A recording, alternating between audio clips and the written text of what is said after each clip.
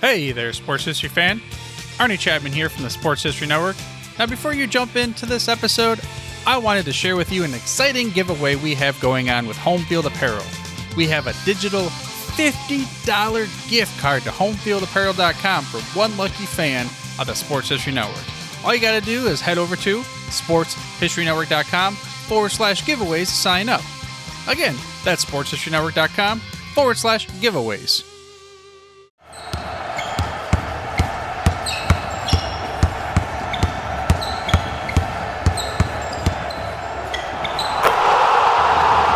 This is Basketball History 101 with Rick Loayza. Welcome back to Award-winning Basketball History 101, part of the Sports History Network. I am your host, Rick Loayza, and this is a podcast where we bring to life some of the forgotten stories from basketball history. We are bringing old school basketball to a new school audience, and today we bring you the story of the 5 basic principles of basketball. Now, this is another story where I take us all the way back to the very earliest years of basketball. My hope is that going through these 5 principles will give you a new perspective on the game today. One of the things that I love about being able to do this is taking today's game and putting it into its historical context. By doing this, I have learned to appreciate today's game even more deeply when I know where the game came from and how it developed. Now, we all know that the game of basketball was invented by James Naismith in 1891 at the YMCA Training Center in Springfield, Massachusetts. He invented the game at the instruction of his boss, Dr. Luther Gulick. The men in the YMCA program played American football, lacrosse, rugby, and baseball. However, all of those sports are outdoor sports. During the harsh winters of Massachusetts, the physical education program had to go indoors. However, at the time, there were no indoor team sports. Games like basketball, volleyball, team handball, netball, you name it, were all still in the future. So the men of the YMCA would do a program that looked similar to simple gymnastics. There was no competition involved. They would simply go through their exercises as a way of staying in shape during the winter months.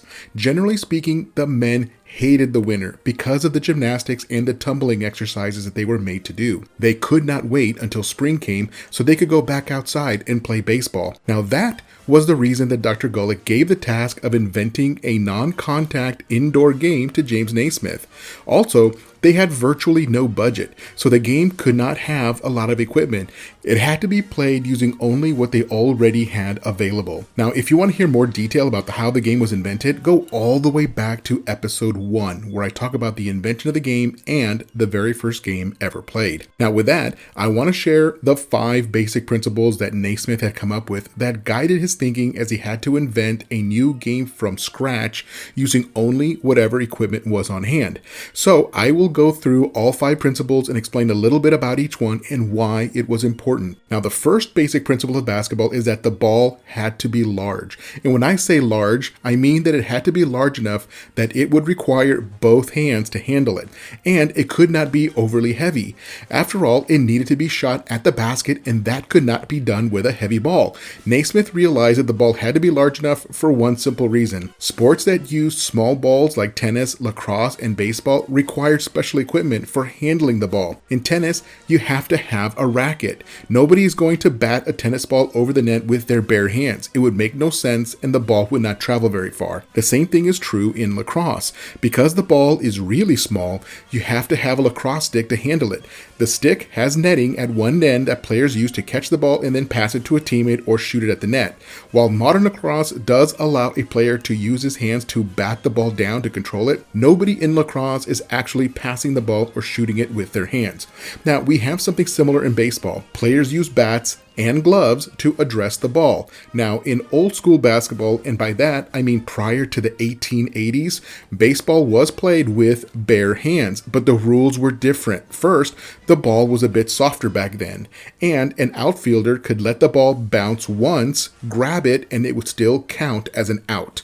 However, by the 1890s, everyone was wearing gloves to help handle the ball. So you get what I'm saying. But using a larger ball, Naismith knew that the ball had to be handled with bare hands with no special equipment to manipulate the ball as part of the course of play. For that very first game, they used a soccer ball because it was the closest in size to what Naismith had envisioned. It only took a couple of years before official basketballs specifically designed for this new game began to hit the market. Now, for principle number 2. There was to be no running while holding the ball. Naismith's instructions were that the game he invented be non-contact, and that was very important because the game was going to be played indoors, and they did not want players injuring themselves on the hard wooden surface or running into windows and breaking them. So Naismith realized that the way to eliminate contact was to make a rule saying that a player could not run while holding the ball. If a player had been able to run with the ball, it would have resulted in the defensive team tackling or grabbing the ball handler to stop his advance.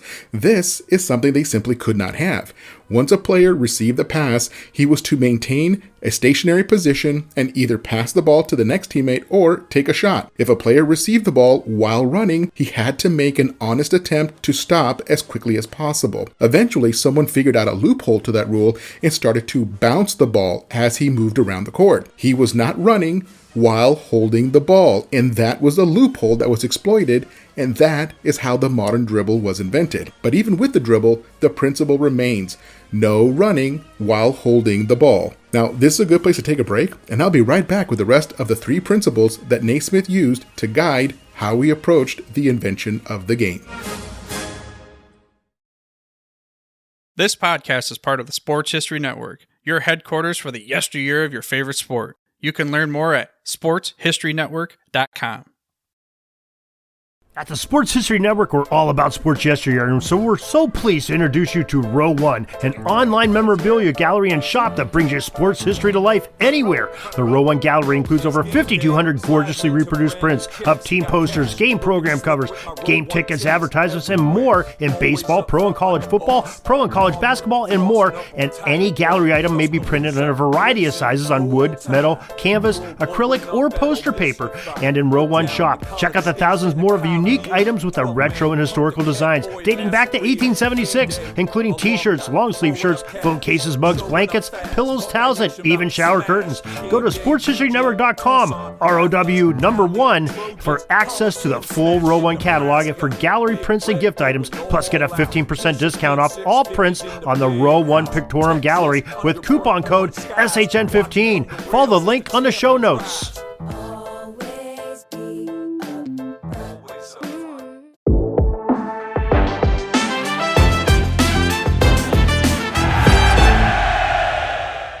Hello, sports history fans.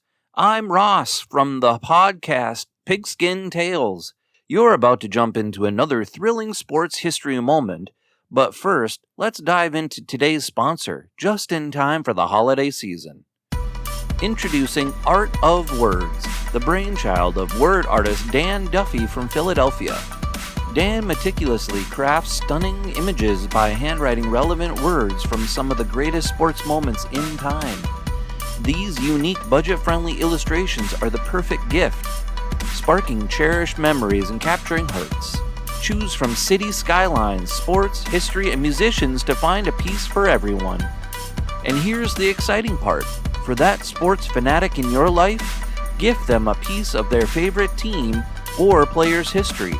Art of Words tells a compelling story. Explore collegiate stadiums, each meticulously crafted with every football victory etched into words. Or venture into baseball stadiums, handwritten with every player from the team's illustrious history. My favorite on the site is Bryce Harper 2021 MVP year. Because I'm a big stats guy, I think that's one of the coolest things ever. Check it out. Don't wait. Order a print today for yourself and your loved one this holiday season. Transform your wall into a gallery of captivating art and surprise your family and friends with a print of their own. Use code SHN15 at artofwords.com for a 15% discount on your order in November and December. Visit Art of Words, where words magically transform into stunning art, evoking cherished memories and touching the hearts of those who you care about. Again, use the code SHN15 for 15% off at artofwords.com. Welcome back to the show, and let us continue with the story of the 5 basic principles of basketball that Naismith came up with and used as a guide to how he invented the game of basketball. Now, as I found out about these principles, it gave me a new appreciation for the thinking that went into inventing this wonderful game. Now, principle number 3 was that no player be restricted from getting the ball at any time that it is in play. Now, what this means is that any player on the court can get the ball at any time that the ball is live and in play. The principle was a response to a rule from soccer or international football. There is a rule called offsides. If a soccer player on the offense is behind the last defender, he is not allowed to receive the ball until he has at least one defender even with his position on the field or pitch. Naismith did not want a game with any sort of offsides rule. He wanted the game to allow all players to get the ball at any time that the ball was in play. He figured that this would make the game more exciting by always including all players on the court as eligible ball handlers. And I have to agree with Naismith. I love seeing a fast break where a player throws the ball ahead to a streaking player for a quick dunk or layup. If basketball had adopted their own version of the offsides rule, you would never see a fast break. And I am a big fan of this principle because of the fast break. Now, a quick note on this principle. Back when the game was invented, there was no such thing as backcourt violation. A player could literally pass the ball to any teammate anywhere on the court. Now today, once the ball is in the front court, it cannot be passed to a teammate who might still be in the backcourt. But once all players are in the front court as well, then it can be passed to anyone. So principle number 4 is this. Both teams are to occupy the same area, but there is no contact to be made. In other words, there was to be no sides or zones that one team could occupy but the other team could not. For example, in American football, each team has to stay on their side of the line of scrimmage when the ball is snapped.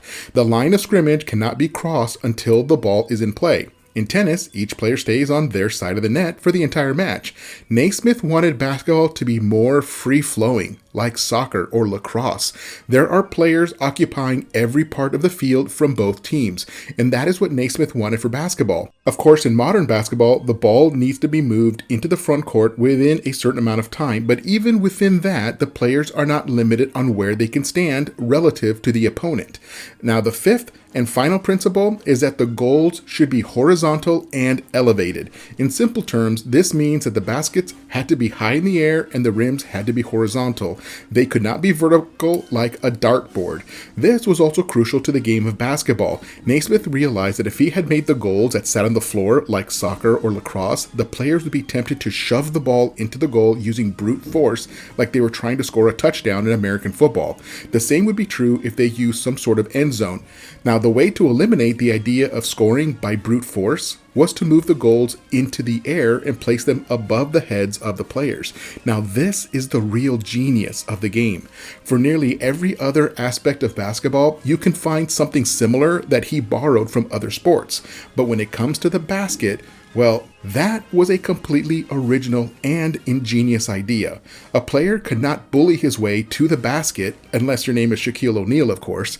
Anyway, the shooter had to get open and launch the ball vertically at the rim. It became a game of finesse, at least when it came to shooting. Now, this is the aspect of the game that made it so exciting. It was a brand new skill that those players from the 1890s loved so much. It was this aspect of the game, the shooting of the ball, that helped spread the game all over the world so quickly. I mean, the game of basketball was a demonstration sport in the 1904 Olympics in St. Louis.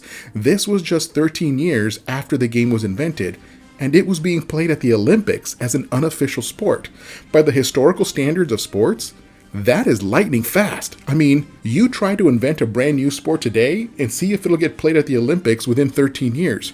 That is practically impossible. Now, as a basketball fan, I love these principles. 1, using a larger ball that had to be handled with both hands. 2, no running while holding the ball. 3, any player can get the ball at any time. 4, both teams occupy the same playing area at the same time.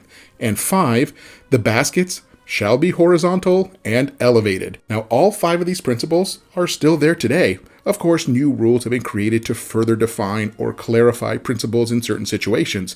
But if you watch a modern game of basketball, these 5 principles are all still alive and well. These principles have guided the game for the last 132 years since its invention. and I hope you have a deeper understanding of the thinking that went into the creation of this amazing game. I know I did.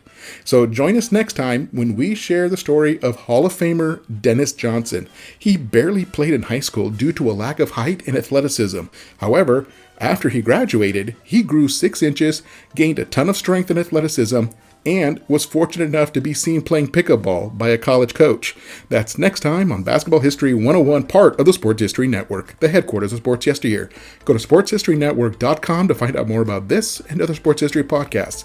If you like what you hear, please hit that subscribe button wherever you get your podcast, and check out our page on Facebook. It's called Basketball History 101 Podcast. There you will find shorter historical posts as well as comments and discussion starters on today's game. I'll also announce there when new episodes come out. I want to thank my producer and editor, Jacob Loayza. Join us each week as we continue to mine the history of basketball for more great stories in the past. Take care, and see you soon.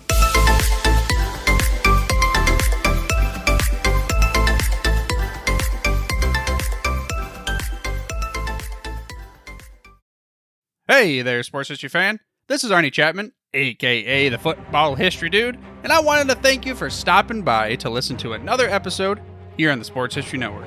Our podcasters are passionate about uncovering and sharing sports stories from yesteryear. And if you didn't know it already, we have over 30 shows across the network covering all sorts of sports history topics. In fact, here's a glimpse into one of our awesome podcasts here on the network.